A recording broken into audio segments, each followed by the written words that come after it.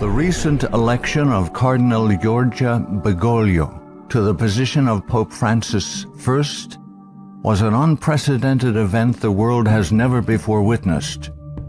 It is the first time in history that a member of the Jesuit order has been elected to the highest position of the Roman Catholic Church. Reactions worldwide varied from jubilation to matter-of-fact acceptance to disinterest. These very reactions reveal appalling ignorance of the true nature of the Jesuit order.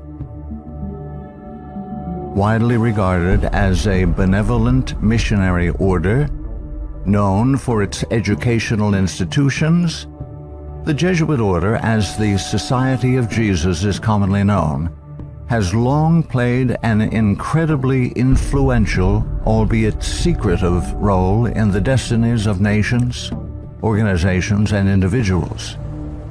Rulers, presidents, scholars, and even Catholics themselves, who are aware of the evil perpetrated by this powerful, far-reaching order, have left on record grave warnings that all should heed.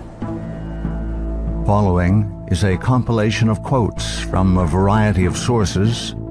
Some admit that their own diabolical organizations were modeled on Jesuit principles. Others give warning. A number of those who sought to warn did so at the cost of their lives. World's Last Chance would encourage all to carefully study the following material. Proverbs 1:5 tells us, "A wise man will hear and will increase learning, and a man of understanding shall attain unto wise counsels." Ignatius Loyola, 1491 to 1556, founder of the Society of Jesus and its first superior general. Nor will it contribute a little to our advantage if with caution and secrecy we foment and heighten the animosities that arise among princes and great men, even to such a degree that they may weaken each other. But if there appear any likelihood of reconciliation, then as soon as possible let us endeavor to be the mediators, lest others prevent us. Finally, let all with such artfulness gain the ascendant over princes, noblemen, and the magistrates of every place, that they may be ready at our beck even to sacrifice their nearest relations and most intimate friends when we say it is for our interest and advantage. Let proper methods be used to get knowledge of the animosities that arise among great men, that we may have a finger in reconciling their differences. For by this means we shall gradually become acquainted with their friends and secret affairs, and of necessity engage one of the parties in our interests. Immediately upon the death of any person of post, let them take timely care to get some friend of our society preferred in his room. But this must be cloaked with such cunning and management as to avoid giving the least suspicion of our intending to usurp the prince's authority. Putting aside all private judgment, we should always be ready to accept this principle. I will believe that the white I see is black, if the hierarchical church so defines it. Princes and persons of distinction everywhere must, by all means, be so managed that we may have their ear, and that will easily secure their hearts, by which way of proceeding all persons will become our creatures, and no one will dare to give the society the least disquiet or opposition. Finally, the society must endeavor to effect this at least, that having gotten the favor and authority of princes, those who do not love them at least fear them. Paolo Sarpy, 1552 to 1623, a Venetian patriot, scholar, scientist, and church reformer. They are a public plague and the plague of the world. From the Jesuit colleges there never is sent a pupil obedient to his father, devoted to his country, loyal to his prince. Every species of vice finds its patronage in them. There is no perjury, nor sacrilege, nor parricide, nor incest, nor rapine, nor fraud, nor treason, which cannot be masked as meritorious beneath the mantle of their dispensation. Muccio Vitelleschi, 1562 to 1645, 6th Superior General of the Society of Jesus. When sovereigns require a Jesuit's opinion on any subject, the Jesuit in question is to report the matter to his superior, who is to lay it before several Jesuits for discussion. The resolution formed after this consultation is supplied to the Jesuit, who has been consulted by the sovereign. Priest Antoine Arnaud, 1612 to 1694. Do you wish to excite troubles, to provoke revolution, to produce the total ruin of your country? Call in the Jesuits and build magnificent colleges for these hot-headed religionists. Suffer those audacious priests in their dictatorial and dogmatic tone to decide on affairs of state. Michelangelo Tamburini, 1648 to 1730, 14th Superior General of the Society of Jesus. See, sir, from this chamber I govern not only to Paris, but to China, not only to China, but to all the world, without anyone to know how I do it. Pope Clement XIV, 1705 to 1774. Following are Pope Clement XIV's words upon signing the bull of suppression and extinction of the Jesuits. A bull is the strongest legal document a pope can issue. The suppression is accomplished. I do not repent of it, having only resolved on it after examining and weighing everything, and because I thought it necessary for the Church. If it were not done, I would do it now. But this suppression will be my death. Pope Clement XIV knew the Jesuits very well, and expected to die at their hands. He was correct. He was poisoned. A peasant woman was persuaded by means of a disguise to procure entrance into the Vatican and offered to the Pope a fig in which poison was concealed. Clement XIV was exceedingly fond of this fruit and ate it without hesitation. The same day the first symptoms of severe illness were observed, and to these rapidly succeeding violent inflammation of the bowels. He soon became convinced that he was poisoned and remarked, "Alas, I knew they would poison me, but I did not expect to die in so slow and cruel a manner." His terrible sufferings continued for several months. When he died, the poor victim, said Comenon, of the execrable Jesuits to which the Bishop of Pistoia, Scipio di Ricci, the nephew and heir of Jesuit General Ricci, fully agreed. Popeius VII, the Pope who restored the Society of Jesus. Soon after Pope Pius VII was released from Napoleon's prison in 1814, he quickly restored the Society of Jesus with the papal bull Sollicitudo Omnium Ecclesiarum. If any should again attempt to abolish it, the Society of Jesus, he would incur the indignation of Almighty God and of the holy apostles Peter and Paul. John Adams, 1735–1826, second President of the United States of America. In 1816, John Adams wrote to Thomas Jefferson, third President of the United States, regarding the restoration of the Society of Jesus. My history of the Jesuits is not eloquently written, but it is supported by unquestionable authorities, is very particular and very horrible. Their restoration is indeed a step toward darkness, cruelty, perfidy, despotism, death. I do not like the appearance of the Jesuits.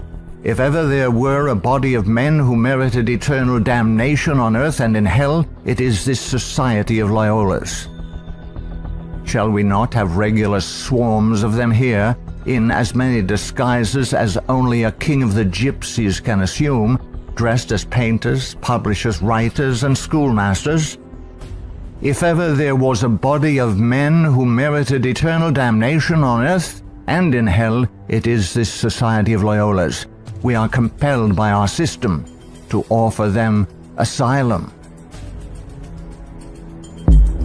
Napoleon Bonaparte, 1769–1821, Emperor of the French. The Jesuits are a military organization, not a religious order. Their chief is a general of an army, not the mere father abbot of a monastery. And the aim of this organization is power. Power in its most despotic exercise. Absolute power, universal power, power to control the world by the volition of a single man. Jesuitism is the most absolute of despotisms, and at the same time the greatest and most enormous of abuses. The general of the Jesuits insists on being master sovereign over the sovereign. Wherever the Jesuits are admitted, they will be masters, cost what it may. Their society is by nature dictatorial, and therefore it is the irreconcilable enemy of all constituted authority. Every act, every crime, however atrocious, is a meritorious work, if committed for the interest of the Society of the Jesuits or by the order of the general.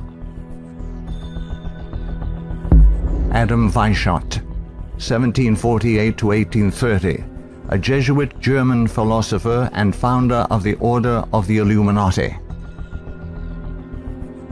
The degree of power to which the representatives of the Society of Jesus had been able to attain in Bavaria was all but absolute. Members of the order were the confessors and preceptors of the electors, hence they had a direct influence upon the policies of government. The censorship of religion had fallen into their eager hands, to the extent that some of the parishes even were compelled to recognize their authority and power. To exterminate all Protestant influence and to render the Catholic establishment complete, they had taken possession of the instruments of public education. It was by Jesuits that the majority of the Bavarian colleges were founded, and by them they were controlled. By them also the secondary schools of the country were conducted. The Marquis de Lafayette, 1757–1834, a French statesman and general. It is my opinion that if the liberties of this country, the United States of America, are destroyed, it will be by the subtlety of the Roman Catholic Jesuit priests, for they are the most crafty, dangerous enemies to civil and religious liberty. They have instigated most of the wars of Europe. Frederick von Hardenberg, 1772 to 1801, German philosopher. Never before in the course of the world's history had such a society, that is, the Jesuit order, appeared. The old Roman Senate itself did not lay schemes for world domination with greater certainty of success. André-Marie Jean-Jacques Dupin, 1783 to 1865, a French statesman. The Jesuits are a naked sword whose hilt is at Rome, but its blade is everywhere, invisible until its stroke is felt. Samuel Morse, 1791 to 1872, American inventor of the telegraph. They are Jesuits. This society of men, after exerting their tyranny for upwards of 200 years, at length became so formidable to the world, threatening the entire subversion of all social order, that even the Pope, whose devoted subjects they are, and must be, by the vow of their society, was compelled to dissolve them. They had not been suppressed, however, for 50 years before the waning influence of popery and despotism required their useful labors to resist the light of democratic liberty, and the Pope, Pius VII, simultaneously with the formation of the Holy Alliance, revived the order of the Jesuits in all their aureory. From their vow of unqualified submission to the sovereign pontiff, they have been appropriately called the Pope's bodyguard. And do Americans need to be told what Jesuits are? They are a secret society, a sort of Masonic order, with super-added features of revolting odiousness, and 1,000 times more dangerous. They are not merely priests or of one religious creed. They are merchants and lawyers and editors and men of any profession having no outward badge in this country by which to be recognized. They are about in all your society. They can assume any character, that of angels of light or ministers of darkness, to accomplish their one great end, the service upon which they are sent, whatever that service may be. They are all educated men, prepared and sworn to start at any moment and in any direction, and for any service, commanded by the general of their order, bound to no family, community, or country by the ordinary ties which bind men, and sold for life to the cause of the Roman pontiff. And who are these agents? They are for the most part Jesuits, an ecclesiastical order proverbial through the world for cunning, duplicity, and total want of moral principle, an order so skilled in all the arts of deception that even in Catholic countries, in Italy itself, it became intolerable and the people required its suppression. Orestes Augustus Branson, 1803 to 1876, New England intellectual and activist, preacher, labor organizer, and noted Catholic convert and writer. Undoubtedly, it is the intention of the Pope to possess this country, America.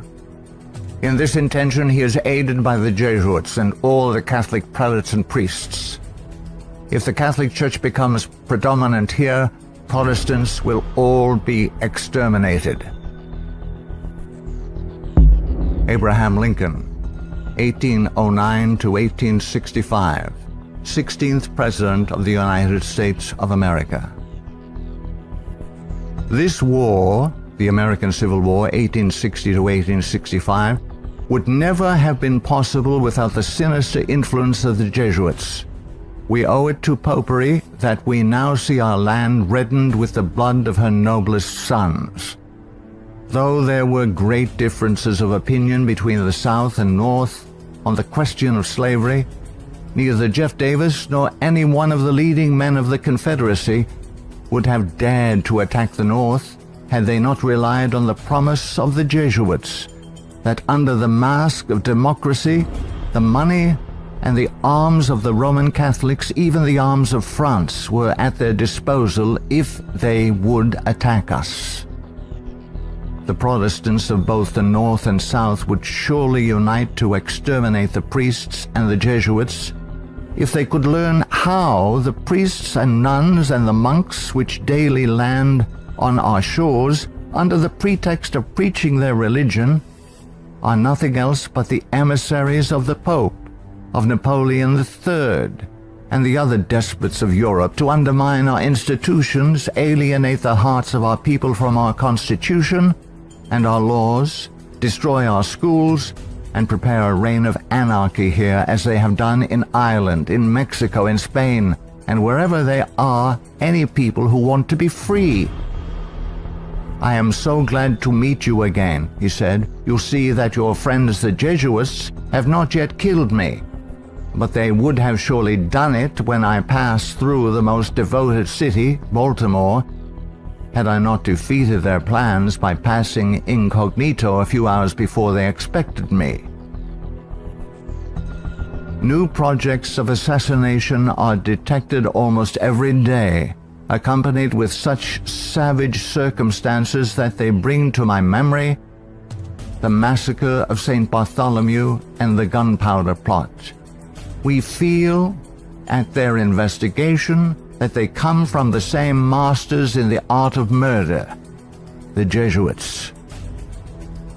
So many plots have already been made against my life that it is a real miracle that they have all failed when we consider that the great majority of them were in the hands of skillful Roman Catholic murderers evidently trained by the Jesuits.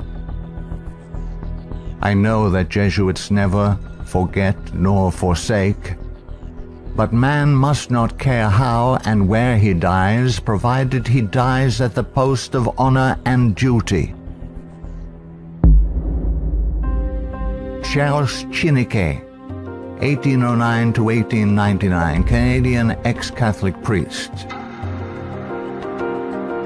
From that the Catholic priests with the most admirable ability and success have gathered their Irish legions into the great cities of the United States, and the American people must be very blind indeed if they do not see that if they do nothing to prevent it, the day is very near when the Jesuits will rule their country, from the magnificent White House at Washington to the humblest civil and military department of this vast republic.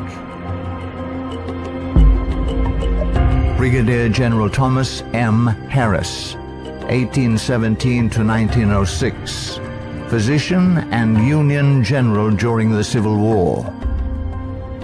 The organization of the Roman Catholic hierarchy is a complete military despotism of which the Pope is the ostensible head. The Black Pope is the head of the Order of the Jesuits and is called a general. He not only has command of his own order, but directs and controls the general policy of the Roman Catholic Church. He is the power behind the throne and is the real potential head of the hierarchy. There is no independence of thought or of action in its subordinate parts, implicit and unquestioning obedience to the orders of superiors in authority is the sworn duty of the priesthood of every grade. It would seem that the Jesuits had had it in mind from the beginning of the war, the American Civil War of 1861 to 1865, to find an occasion for the taking off, that is the assassination, of Mr. Abraham Lincoln. The favorite policy of the Jesuits is that of assassination. Fyodor Dostoyevsky, 1821 to 1881, famous Russian novelist. The Jesuits are simply the Roman army for the earthly sovereignty of the world in the future, with the Pontiff of Rome for emperor. That's their ideal. It's simple lust of power, of filthy earthly gain, of domination, something like a universal serfdom with them as masters. That's all they stand for. They don't even believe in God, perhaps. Margaret F. Cusick, 1829 to 1899, converted nun of Kenmare. The great idea of the Jesuit has always been a universal spiritual and temporal monarchy in which the Jesuit should reign supreme. England has always been the place desired for the base of operations necessary for this end. Hence the blood, the tears shed, and the schemes undertaken in this country by the Jesuit. He has by no means ended his efforts for the subjugation of the world to Rome through England. When the Jesuit is expelled from one place, he is not slow to find another. France may reject him, not without cause, but England opens her arms to him.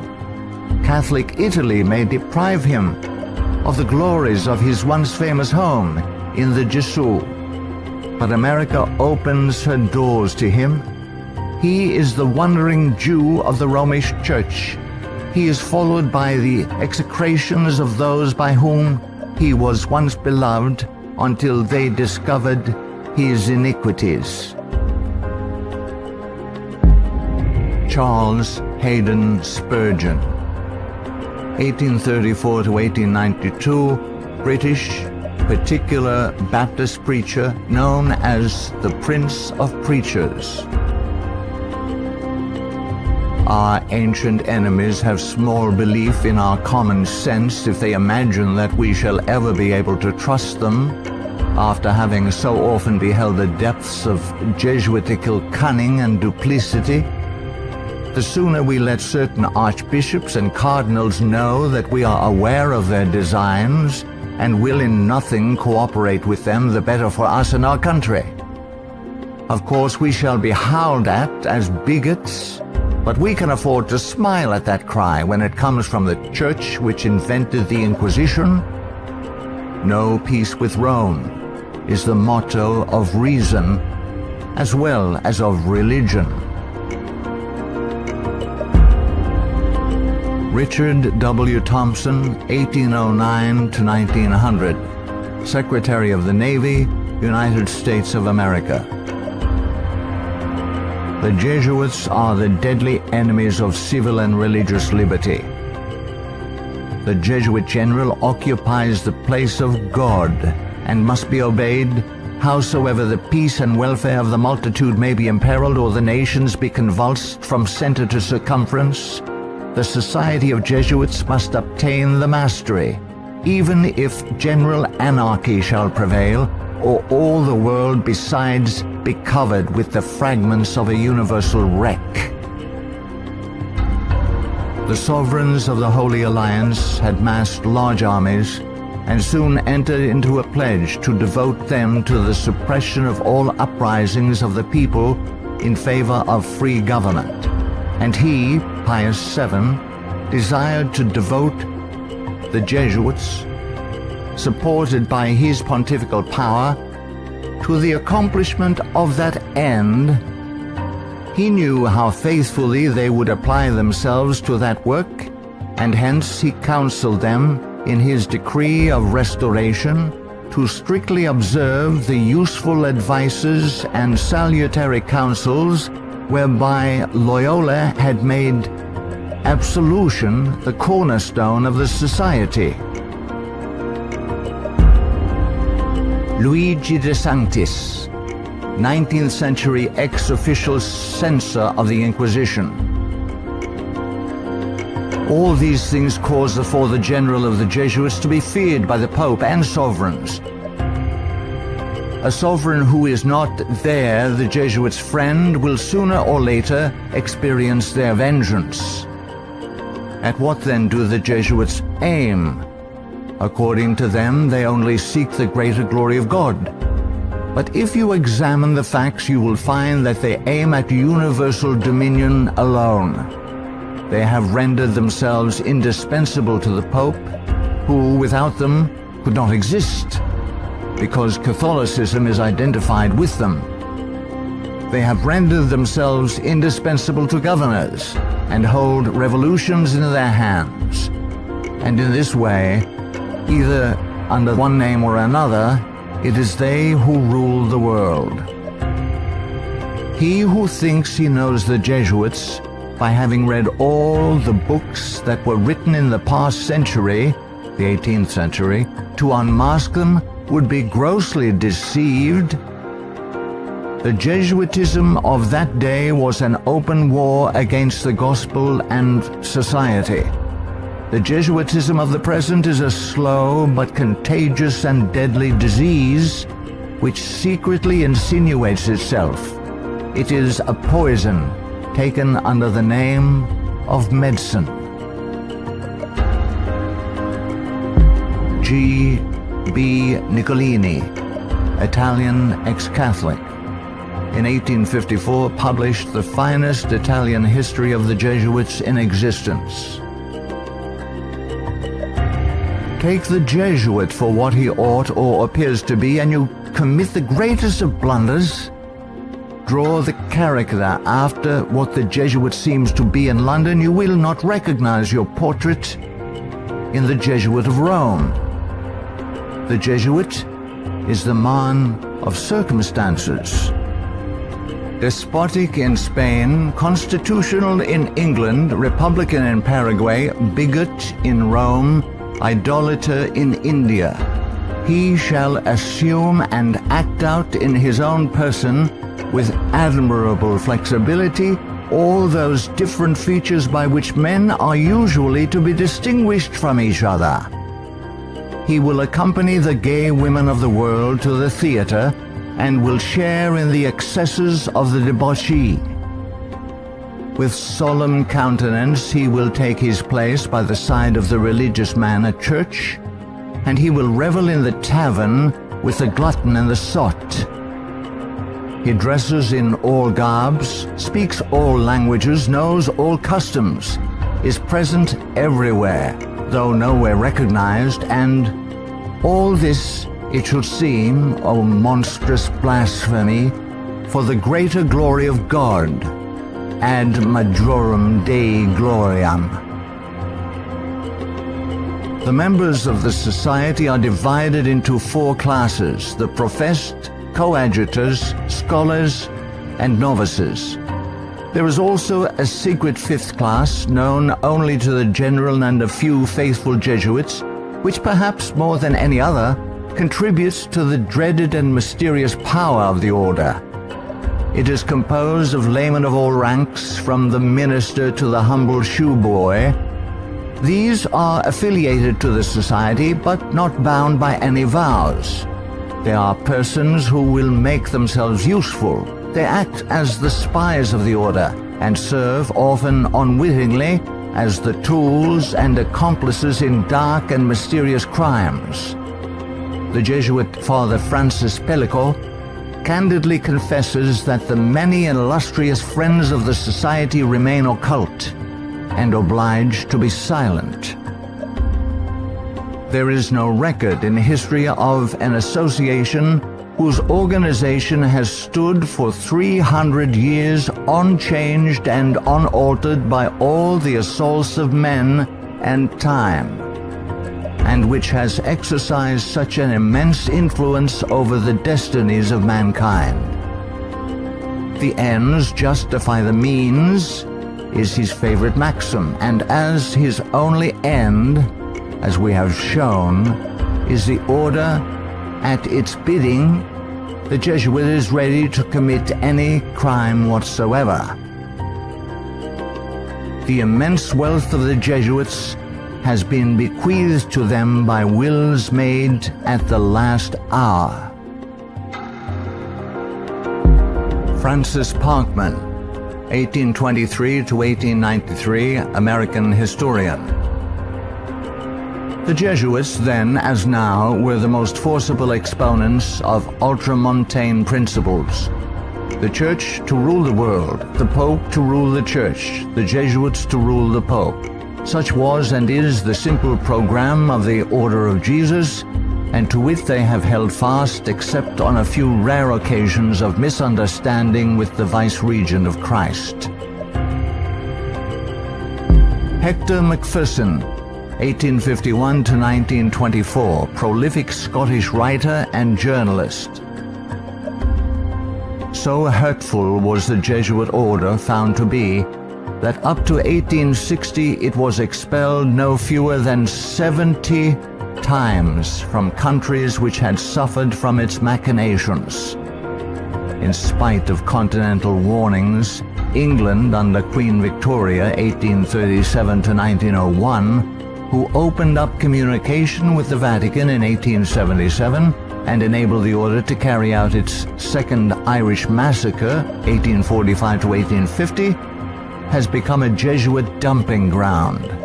Those whom other countries have found from sad experience to be enemies, Britain allows to land on her shores and to carry on, unmolested, their work of iniquity. We are carrying toleration to excess, and unless there is a change of policy, this nation will one day pay a heavy penalty. Father Jeremy J. Crowley, 1861 to 1927, American ex-Catholic priest. All through the Middle Ages and the Renaissance period, the popes kept Italy in turmoil and bloodshed for their own family and territorial advantages, and they kept all Europe in turmoil for 2 centuries after the Reformation, in fact, just as long as they could in the wars of religion. Their whole policy is based on stirring up hatred and promoting conflicts from which they hope to draw worldly advantage. Popes and their Jesuitical agents have been and are the instigators of wars, and while the world is having real pain, Rome is having champagne. The Jesuit Superior General is at the head of this black and mute militia which thinks, wills, acts, obeys as the passive instrument of his designs. Their whole life must have but one aim: the advancement of the Jesuit order to which they are attached. How long shall the Roman Catholic hierarchy play the people for fools? Shall the government be of the people, for the people, and by the people, or by the Pope? Let's not let the Pope of Rome name our president for us. Lovers of your country, beware of Jesuitical intrigues, the political power of Romanism, and the honeyed words of politicians reaching after the presidency. Ellen G. White, 1827 to 1915, prolific author and American Christian pioneer. Jesuitism inspired its followers with fanaticism.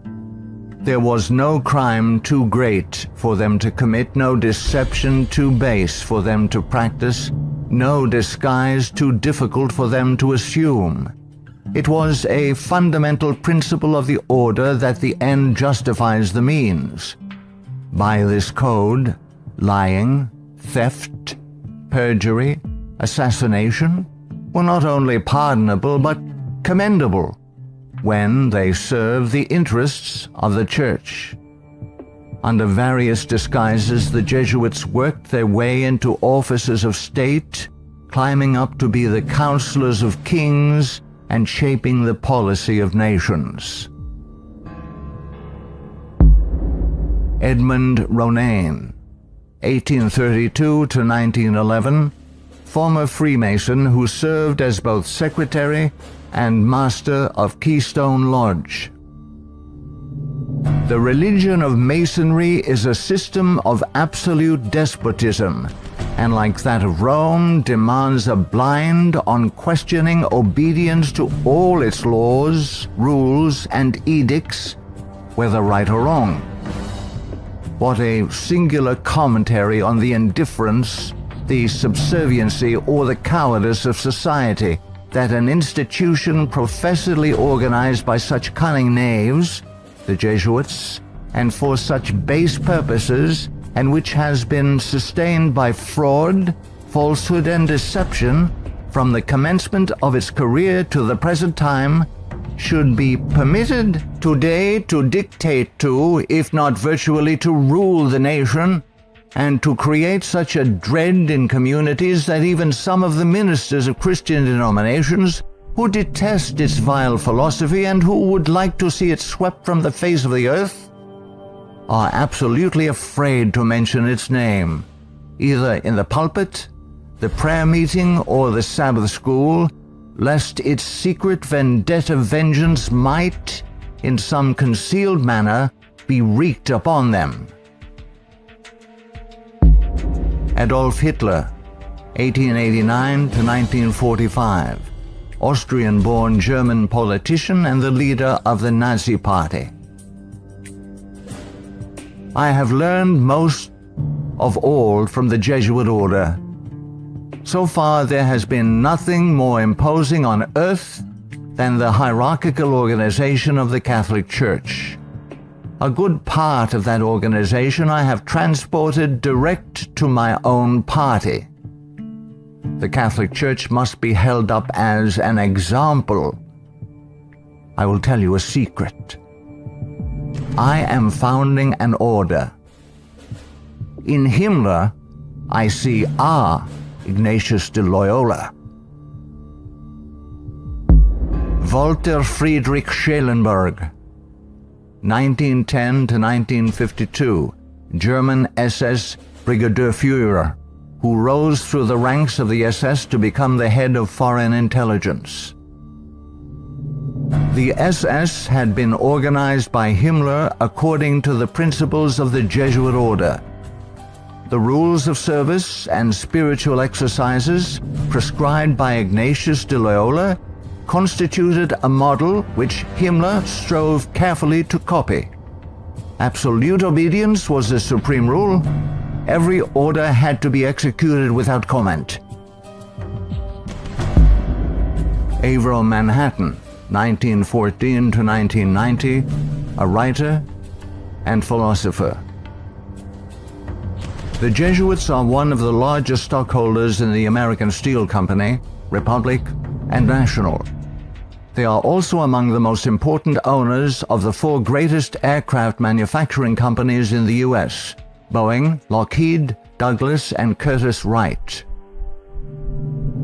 No political event or circumstance can be evaluated without the knowledge of the Vatican's part in it, and no significant world situation exists in which the Vatican does not play an important explicit or implicit role.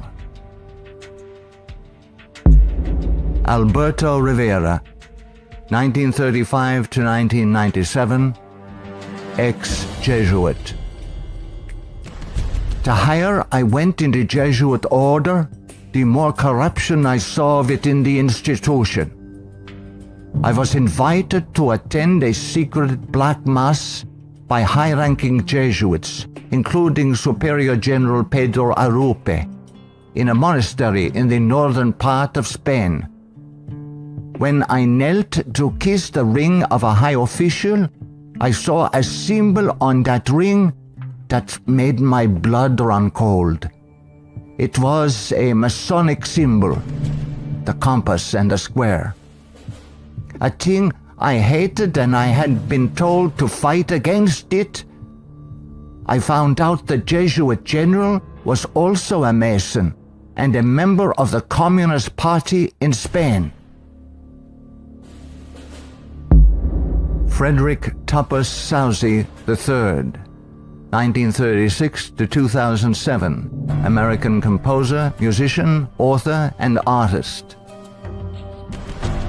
The Roman Inquisition had been administered since 1542 by the Jesuits.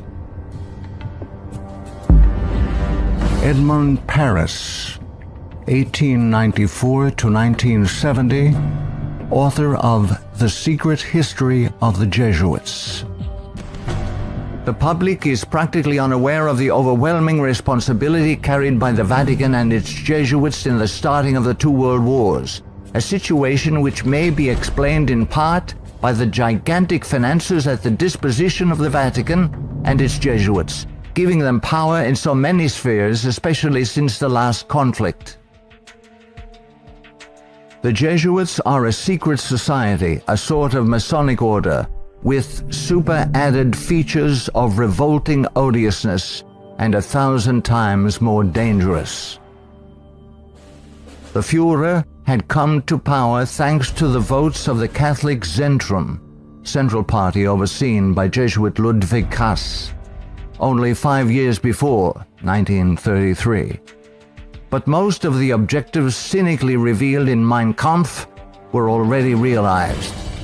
This book was written by the Jesuit-controlled Father Bernhard Stempfler and signed by Hitler. For it was the Society of Jesus which perfected the famous Pan-German program as laid out in this book, and the Führer endorsed it. Nino Lobelo, 1922 to 1997, American author and journalist, specialized in writing about the Vatican. The Pope's confessor, an ordinary priest, must be a Jesuit. He must visit the Vatican once a week at a fixed time, and he alone may absolve the Pope of his sins. Michael Bunker, American writer, historian, theologian. There is a conspiracy against Christendom. But who are Satan's agents in this conspiracy? The agents are the Jesuits. Even though the Jesuits exude vast influence and control in the areas of theology, education, recorded history, and current media, I am still perplexed that virtually no literature exists exposing the Jesuits' influence on mainline Protestantism. In this work, the author uncovers forgotten history regarding the cooperative salvation theology of the Jesuits. From Cain to Charles G. Finney, this book proves that modern Protestantism has abandoned the doctrines of grace and embraced the satanic doctrines of cooperative salvation. Eric John Phelps, 1953, still living, author and protagonist in the truth-seeking movement in the United States. In the 20th century, the Jesuits have conducted their inquisition under the names of Nazism, fascism, communism, and now Islamic terrorism, with their inquisitors Adolf Hitler, Francisco Franco, Joseph Stalin, and now Osama bin Laden. Today, the Black Pope orders his Holy Office of the Inquisition, renamed in 1965 the Sacred Congregation for the Doctrine of the Faith, through his international intelligence community headed by papal knights, including Skull and Bonesman George W. Bush. To the abhorrent Jesuit doctrine of regicide, the killing of kings, we must now direct our attention that we may understand an established policy calculated to obtain or maintain the mastery of all nations following well-planned assassinations. In the past, the order's assassins were either Jesuits, like Jacques Clement, or killers easily connected to the influence of the company, men like John Wilkes Booth. Today, these professional terminators are cleverly distanced from their Masonic master, the Black Pope, and given deceptive titles by the Pope's internationally controlled press corps, jurists, and historians. Such titles as anarchists, nihilists, rogue agents within intelligence agencies, or just lone nut assassins. Sometimes these individuals in fact do the killing, consciously and unconsciously, as do the programmed Manchurian candidates, they sacrifice themselves, die in the act, or are punished for their crimes. Created by Loyola in 1534 and sanctioned by Paul III in 1540. In seeking to destroy the Protestant Reformation and restore the Dark Ages with the White Pope, exercising his temporal power as the universal monarch of the world, authored the 25 sessions of the Council of Trent, 1545 to 1563, and established themselves as the confessors and advisors of the monarchs of Europe, promoting absolute monarchical despotisms through which they ignited monstrous wars, characterized by pitiless massacres of Protestants and innocents, such as the Dutch Revolution, 1568 to 1648, the 30 Years' War, 1618 to 1648, the Puritan Revolution, 1644 to 1653, the 7 Years, French Indian War, 1754 to 1763. While oppressing and weakening the peoples of the nations and the Semitic Hebrew Jewish race with the Holy Office of the Inquisition, aided by the Knights of Malta and later Scottish Rite Freemasonry from 1540 to 1773, we as God's people in 14th Amendment America have received the Lord Jesus Christ as our personal Savior according to His blessed gospel set forth in His infallible Holy Scriptures.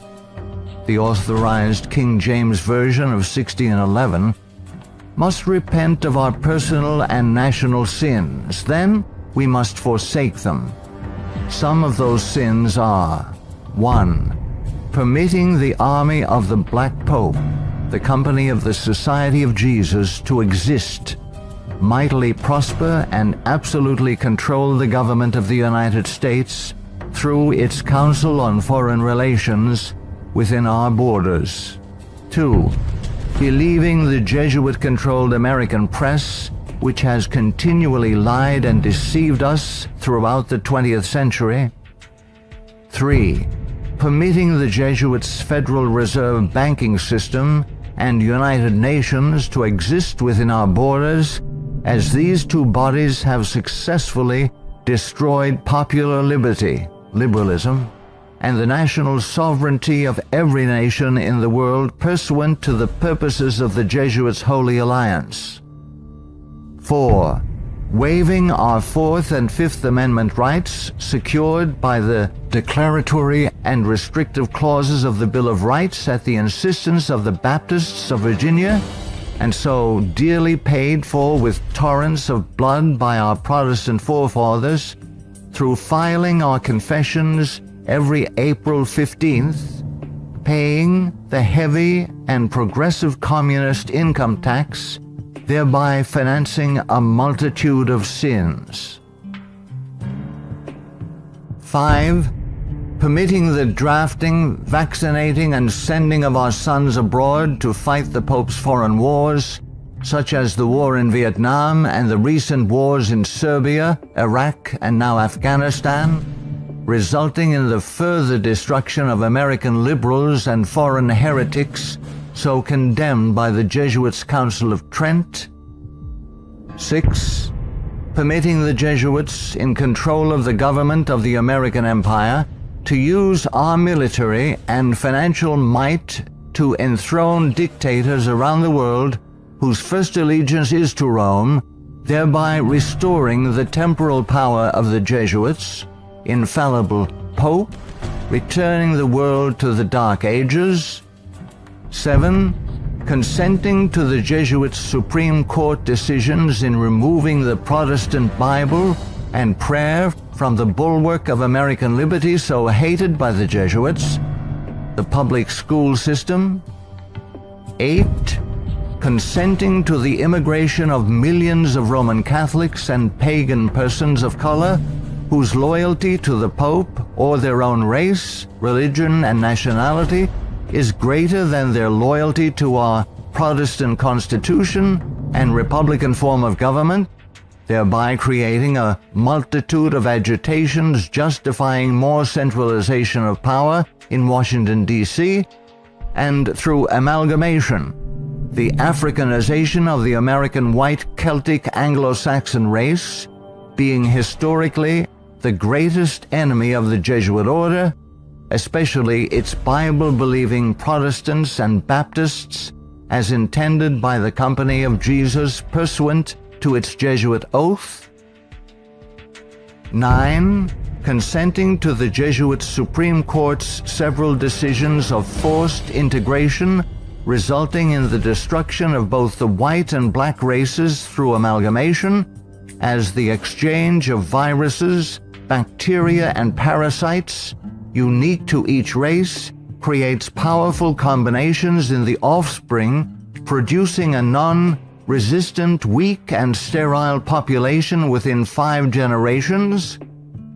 10. Consenting to the Jesuit Supreme Court's decision of legalized abortion, resulting in the mass murder of unborn babies, polluting the land with innocent blood, ultimately collapsing the Ponzi scheme called the Social Security system, justifying mass murder of the elderly by the coming fascist dictator, provoking the Lord against us to consume us, until there be no remnant nor escaping in the land, by means of a massive military invasion composed of a coalition of nations, cleansing the land with the blood of unrepentant and unforgiven American murderers. 11. Succumbing to race hatred as a result of Jesuit-controlled Masonic agitators such as the White Knights of the Ku Klux Klan and the Black Nation of Islam, justifying the imposition of martial law when the inner-city race wars begin. 12. Sheepishly giving up our real wealth, gold and silver coins in exchange for indulgences, the Jesuits' worthless paper money called Federal Reserve notes, and thereby becoming a nation of overworked, unprincipled, money-hungry thieves. 13. Consenting to the cattle brand of the Jesuits' Social Security number as a means of identification to be used by their international intelligence community, begun by Hitler's SS at Dachau, it being the forerunner of. 14. Obeying the evil 1968 gun law of Nazi origin and thereby, upon purchasing new firearms, blindly registering our guns, our swords of just defense, enabling the coming Jesuit-controlled white fascist military dictator to ultimately take them from us, making our annihilation sure pursuant to the Council of Trent. 15. Committing a multitude of personal sins, both public and private, ensuring that our annihilation will be a righteous act in the eyes of both the risen Son of God and mortal man. Far from being the benevolent educational missionary society many view the Society of Jesus as being, the Jesuit order is responsible for some of the most heinous acts in recorded history. They have battled truth and righteousness, crushed religious liberty, influenced kings, and sought to mold the course of history to carry out their own agenda. Now that the visible head of the Roman Catholic Church is himself a member of this order, the power of the Jesuit order is complete. Let all who love truth, all who love freedom, take heed and beware of the danger now facing the world in the person of Pope Francis I. Error and wickedness will ever seek to use force against truth and righteousness. Now is the time to draw close to Yahuwah, setting aside the sin that doth so easily beset, and surrender all to the Creator. He will accept all who come to him in faith. A prudent man